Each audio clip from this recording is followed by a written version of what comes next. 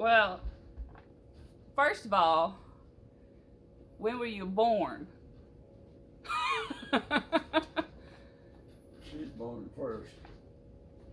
March 7, 1932. 32. And granddad? 7/12/35. 35.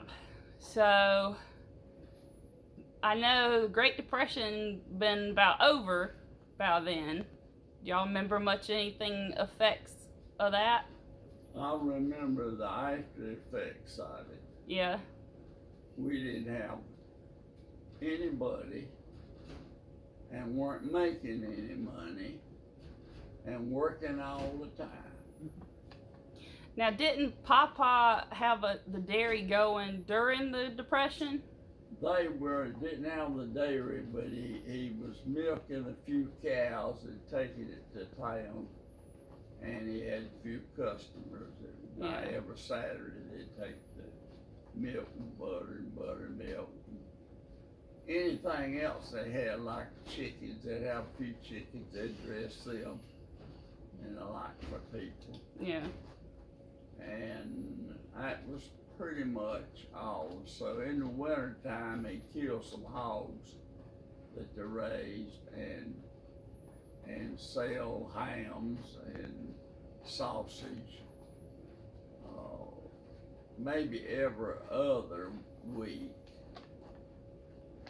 they would do that. I don't believe we ever did every week. Yeah. When did they first get the milk truck that I remember? I don't know, but it had a 6-cylinder motor in it because they convinced them that it had more torque. And that was a joke. It should have had a big block V8 in it. And it was pulling a big generator that they put in it to pull The cooler. the cooler.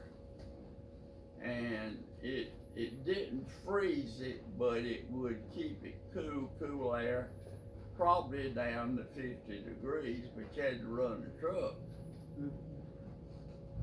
But I believe we had it converted over to where it would run on house power when it was being loaded and the like. And that was a plus. And then when you put it on the road, it would pick up with the generator, its own generator power.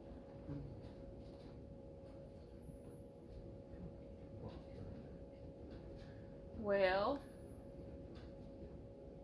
what, Grandmama, didn't you grow up where it was like there's big coal mining and stuff? Yeah. Was it just a coal mining town? Or? Yeah, part of the time. When I was in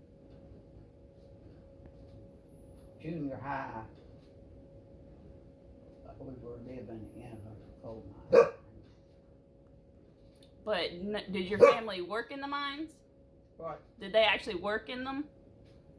Your family? No, because I didn't have any family except my mother and daddy.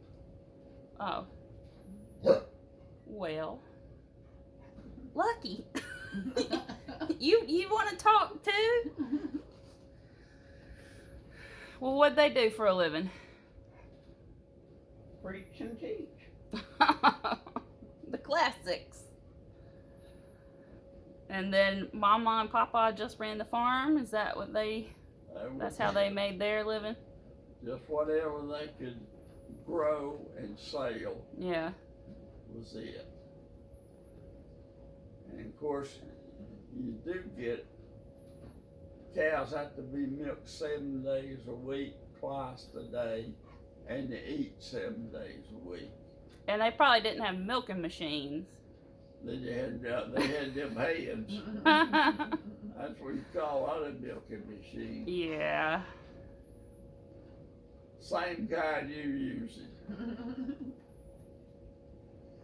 Well, tell about the first milking machines that you got and the cans for the milk and all. Well, the first machine we got was, and I used it all the time I was there until I left the dairy.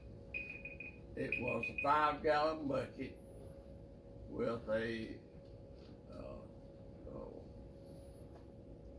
cap on it, and it had part of the pulsator on it and the hanging thing for the 4 suction units.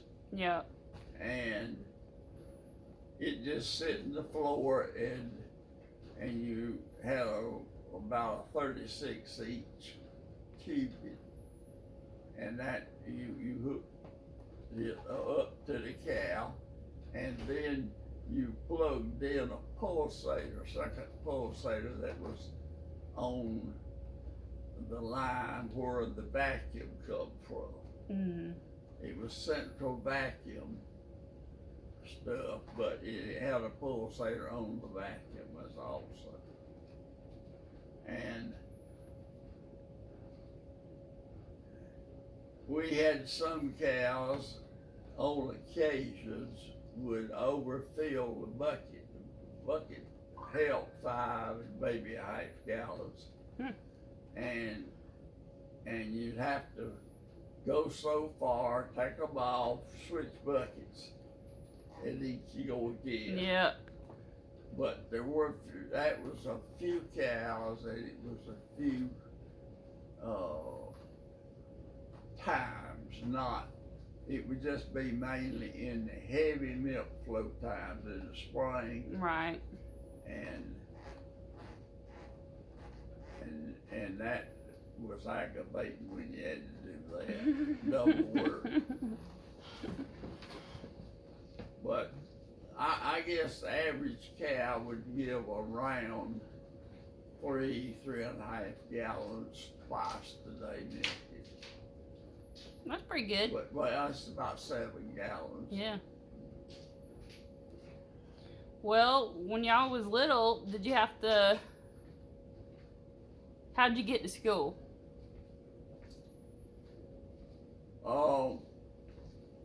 From first grade, the principal of Flatwood School would come by and pick us up, and there were 2 other teachers at the school, and they didn't pick up anybody, but the principal picked us up. He lived at Pelham, and would make a circle around and get all he could get in an old Studebaker car. And then we got to sit in the trunk with the lid up. Oh, wow. I never heard that one. And I'm still surprised it was the principal coming to pick everybody up. well, he would do that, and then he'd go down 101, and he'd get a load down that way and bring them back. And then people, of course, some people were dropped off at school, but we were never. Yeah. And that went for 6 years. And when I got to the 7th grade, I transferred to Ducky to the high school. And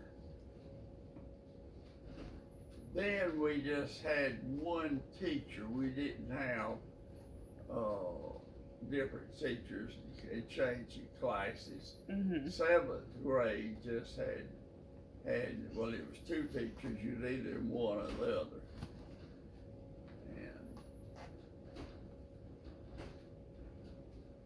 And then I went on through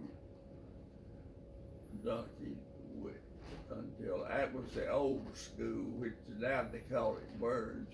Yeah. But it was Ducky High School. Did you take the bus to get there? Yes, we did have a school bus that would come around. Yeah. The first year I had to walk from over here over to where Steve Wood lives. Not really. Well, it's over there on Brockman Climbing Highway Okay. Road, And it's That house that has the bull out in the front yard. Oh, You know, okay. that plastic Yeah. bull. that's where across the road from there was a house, and that boy drove the school bus. Oh. So we had to go like get on the school bus, he'd leave, make his route. And I did that one year because it wasn't coming this road. And sometime I just cut across the pastures, Yeah. and sometime I had to walk around the road. And that's about a mile, I guess. And then when you got to like high school. Well, then the next year they rearranged the route because they're picking up more people, and people that had started to Reedville were actually in the Flatwood district. Then they would pick them up with the school bus. Did you get your own car or anything in high school? I drove the family car. Family car. Yeah. Was it a Cadillac? No, it's a Dodge. Daddy, I guess owned the Cadillac in his life. In fact, he didn't. I let him borrow one time. But Oh. He used to come pick us up. He had a Buick. Was it a Buick? It was a I thought it Buick. was a Cadillac. No, it'd be it. Well, I didn't know anything about cars. What Tell about about some of the devilment you got into, Daddy. Who, me? You know, mice and thumbtacks and stage curtains. Tell some of that mess. Well, in the third grade, I was going to Flatwood School, which is about 2 miles from where I live. But as I said earlier, the cars, the old Studebaker that the principal drove would come by and pick up. Well, of course, the girls got to sit in the back seat and the front seat of the car, and all the boys sit in the back. oh, you Trunk. mean the trunk? Trunk. Yeah. Not the back seat, no.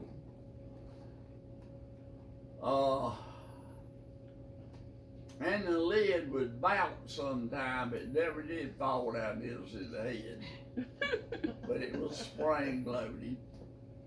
But there'd be 6 of us in there a lot of times. And Newton Pike, he lived right over here. He would go with us, and I believe during that time Richard Cook was living close by, and he was picked up. Yeah. And indeed, and I, the second, when I was in second, was going. And I don't guess I got into too much devilment when I was first grader. I should hope But- not. But then when I got into, might have been third grade, we'd, in the evening, would have shocks of corn that was stacked up out in the field. You just cut it when it's fairly mature and just stack it up like that, tie it with a string, and try to keep the corn part up off the ground. And then in the wintertime, we'd take those stalks, ears and all, and run them through a hammer mill that we owned, and and grind them up and blow them into a room. That was our roughage feed for the cows in the wintertime. And anytime you got corn outside like that, you go out in my city and rats, maybe a snake occasionally. But out in a little country school with a pot-belly stove for heat, and the room's about a 40 by 40.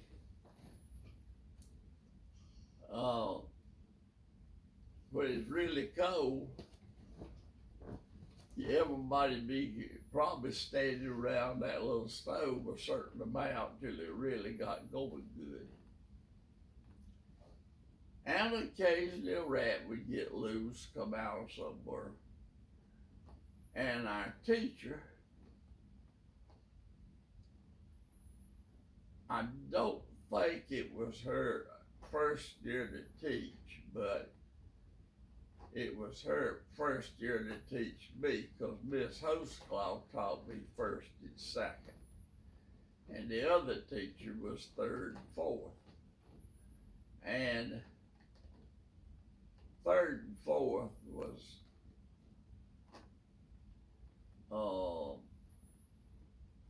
a teacher that rough boys would take advantage of her kindness. Mm-hmm. And she'd try to say, "Now boys, settle down. Well, if you wanted to hear a riot, you just turn a rat loose." And that teacher would just go wild. Of course, we'd get up, we'd kill that rat. 3 or 4 of us could kill a rat.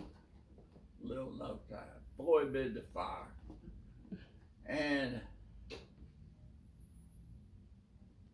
so one day we get them shocks of corn over.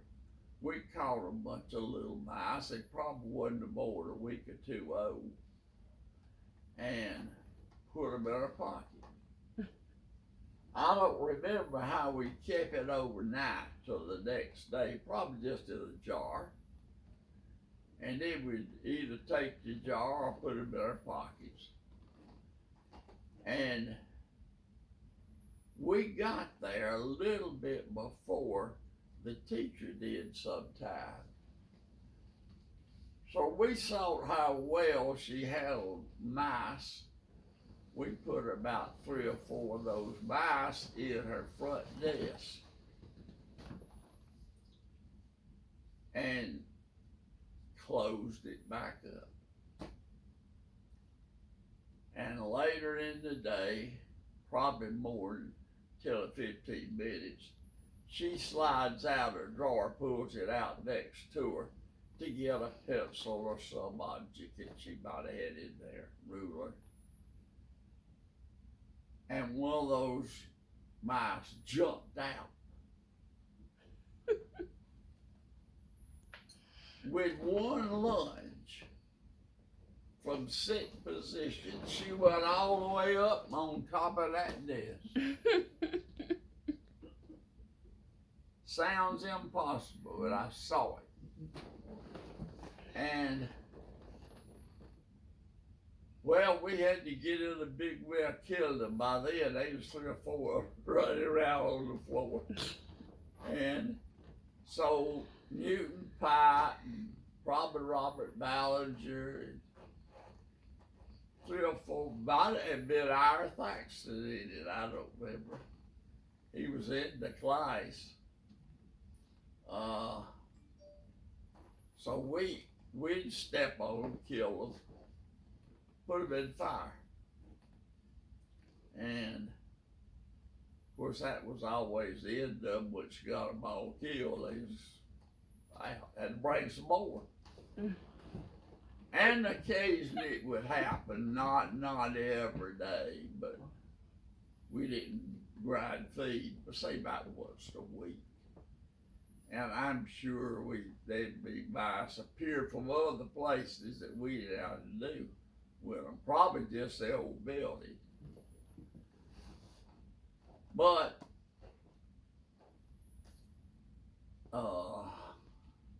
she was bad to spank you in the hand with a ruler.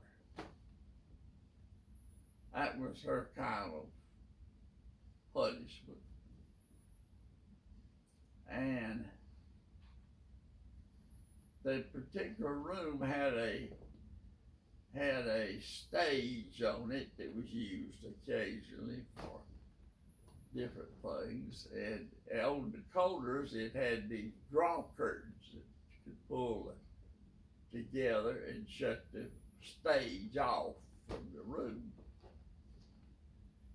But if you run over to the corner, a person little could slide behind where the curtain ended, where the draw thing run, track ended, and get through, and she'd have to go all the way back to the center to get through the curtain to get out. Well, we could easily just step on top of those. It was elevated, and of course desks were elevated. Desks went up pretty close, not plumb against them, but the stage is some walk area. But we'd hop up on them desks with other people sitting at the desk and walk down through there to the back, just clowning. Little troublemakers. And, well, if she caught us, she'd spank us in the hand. And if it don't sound like that worked. it didn't.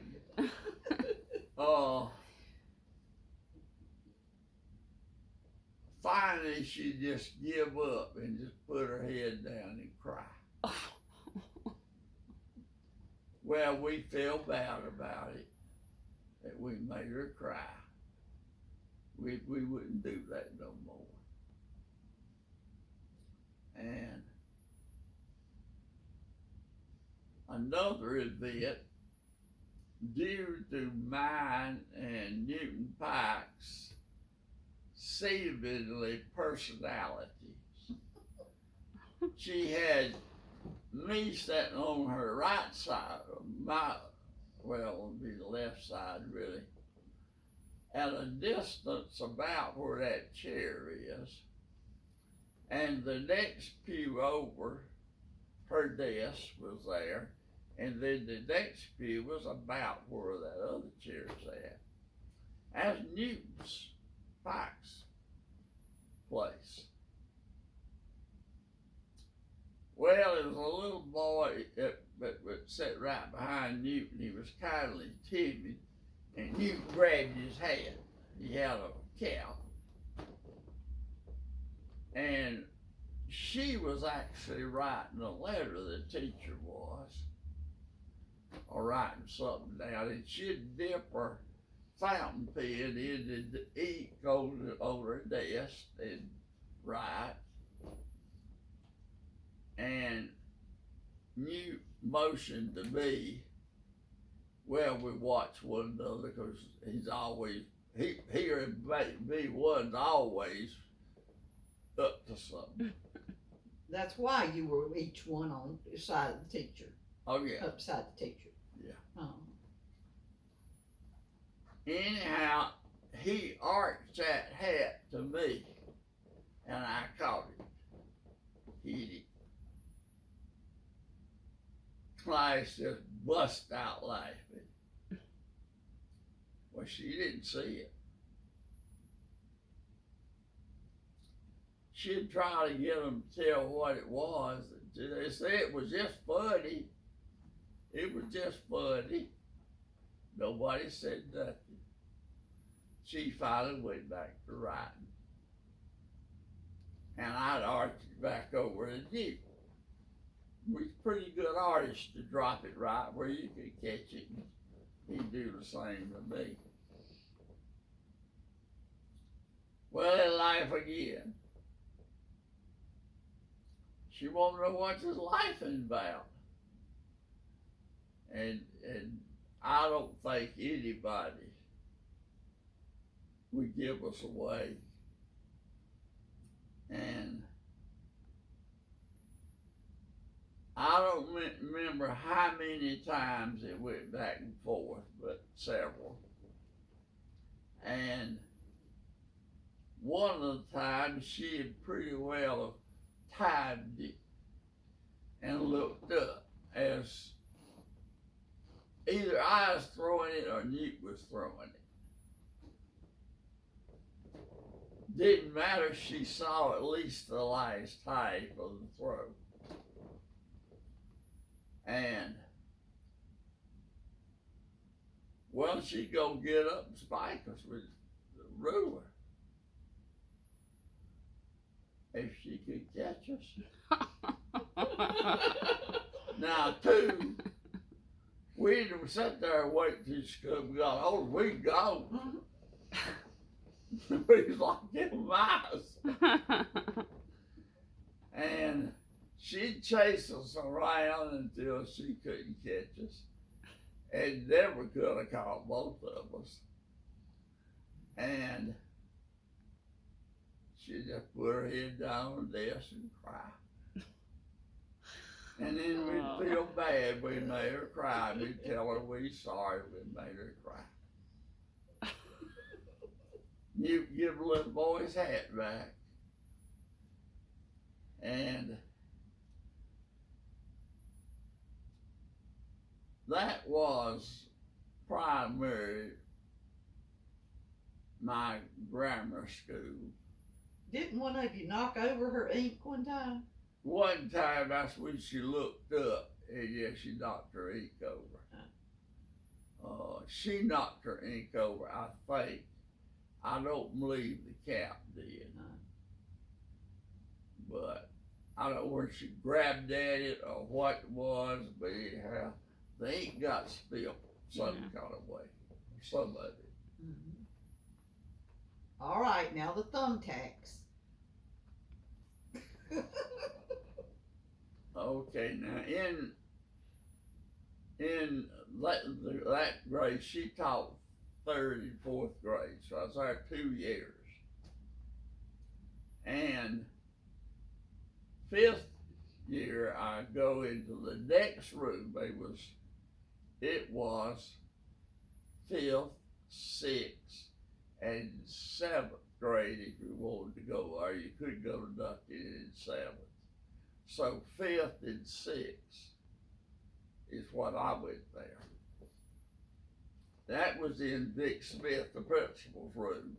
He taught the 2.5 classes, you might say. And he had a chair with a fiber bottom in it. Have little bitty holes, less than your finger. You know, air holes in the middle, kind of it. And every day after lunch, he'd come in and he might put a problem on the board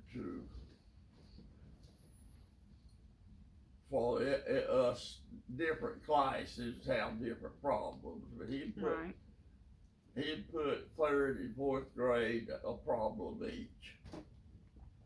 And then he'd sit down right after lunch, and he'd sit down in the chair, and first thing he'd do is slide down, put his feet up on his desk. And we never played ball because the people that had played ball earlier, like in second grade, that kind of stuff, they dominated the ballpark. And neither one, I don't guess ever had a baseball. But we just, lunchtime, after we'd eat, we'd just hang around some hour and get into some devilment. But we thought it'd be a good idea to take a screw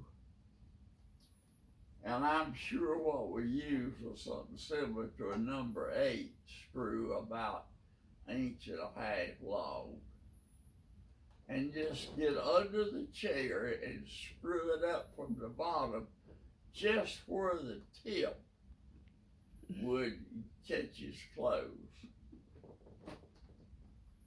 And we were surprised when he sat down that he didn't feel it. But he did. But when he scooted down and put his feet up, he heard his pants tear. Well, he started on, he just knew Robert Ballinger, Ari Thaxton, and one more. They the devils that done it. Might have been Willis Jones. I think Willis was in there at the time. But see, they ball players. And they played ball. And me and Duke was hunting something to do. Interesting. And we was the one put that screw in there. And he never even questioned us.